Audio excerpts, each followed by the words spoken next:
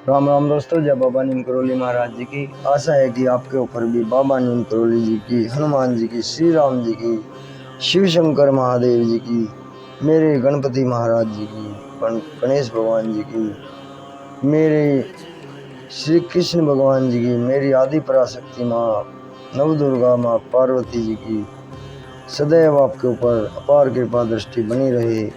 इसी मंगल कामना के साथ मैं आज आपको श्री शिव महापुराण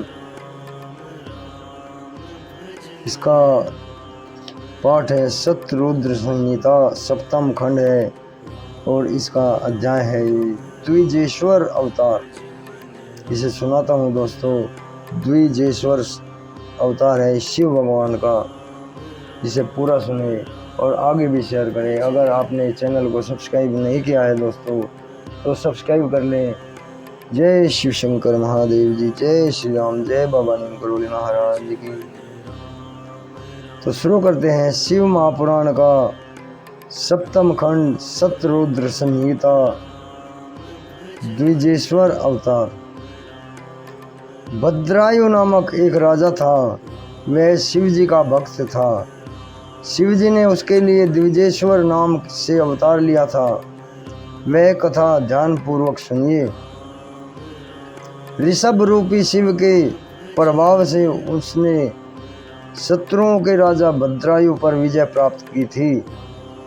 भगवान शिव ने भद्रायु को ऋषभ के प्रभाव से ही उत्पन्न किया था।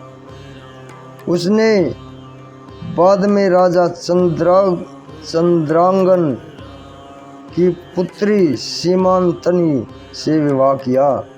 वह अपनी पत्नी को लेकर वन में विहार करने लगा। वन में शिव पार्वती उसकी परीक्षा लेने आए। शिव पार्वती ने द्विज दंपति का रूप धारण कर लिया। उन्होंने अपनी माया से एक सिंह को उत्पन्न किया और राजा भद्रायु के पास जाकर बोले, इससे हमारी रक्षा कीजिए। जैसे ही राजा भद्रायु ने धनुष उठाया तो माया में सिंह ने झपटकर ब्राह्मण की पत्नी को पकड़ लिया।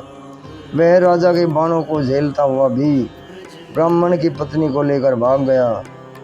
ब्राह्मण की पत्नी रोती चिल्लाती हुई बोली, हे स्वामी, हे प्राणनाथ, मुझे बचाइए। स्त्री का अपहरण हो जाने पर ब्राह्मण जोर जोर से रोने चिल्लाने लगा।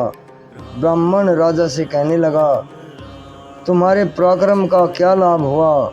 तुम जंगली पशुओं से मेरी पत्नी की रक्षा ना कर सके।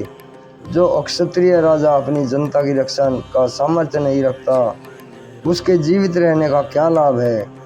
ब्राह्मण की बात सुनकर राजा शोकाकुल होकर अपने दुर्भाग्य की निंदा करने लगा।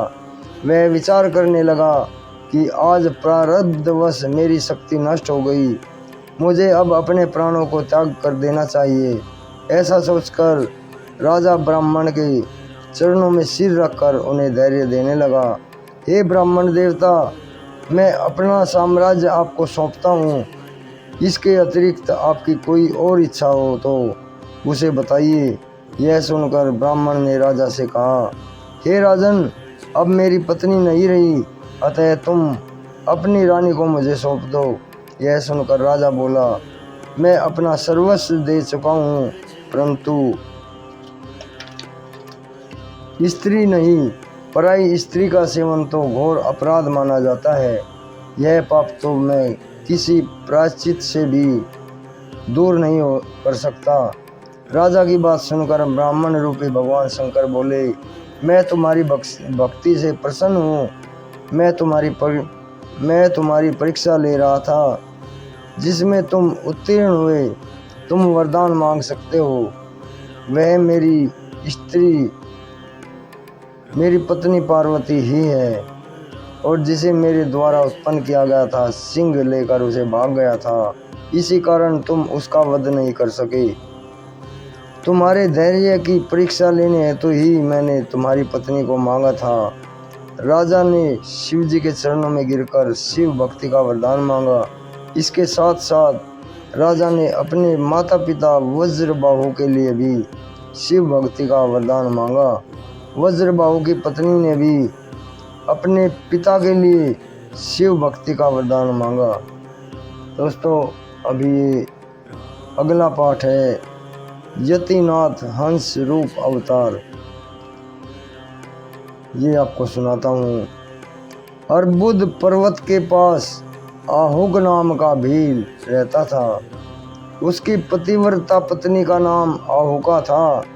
दोनों पति पत्नी शिव भक्त थे। एक दिन की बात है कि आहुक अपनी पत्नी आहुका के साथ आहार हेतु जंगल में बहुत दूर पहुंच गया। शाम होने पर शिवजी यति का रूप धारण कर आहुक के घर पहुंचे। उसी समय आहुक भी वहां पहुंच गया। दोनों पति पत्नी ने मिलकर अतिथि यति का स्वागत किया। यति रूपी शिवजी आहुक भील से बोले, क्या मैं एक रात्रि आपके यहाँ ठहर सकता हूँ? प्रातःकाल होते ही मैं प्रस्थान कर जाऊंगा। भील बोला, मेरे पास तो बहुत थोड़ा सा निवास स्थान है, इसमें हम तीनों कैसे रह सकते हैं? यह सुनकर भगवान शिव जी जाने लगे। तब भील पत्नी आहुका ने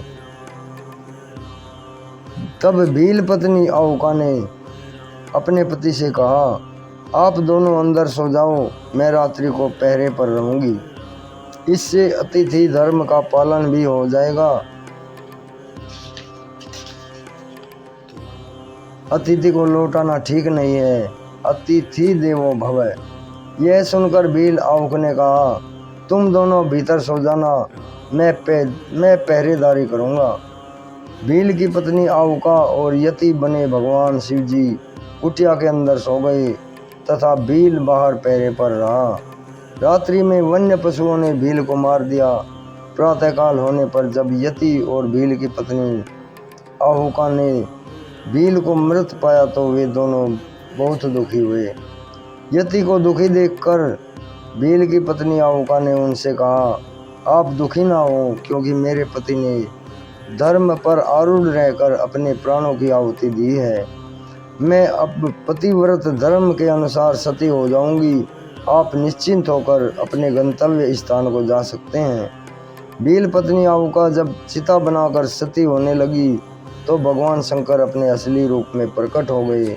उन्होंने उन्हें वरदान दिया कि अगले जन्म में तुम दोनों राजा रानी बनोगे और मेरा सन्यासी रूप वाला शरीर हंस बनकर तुम्हारी सहायता करेगा।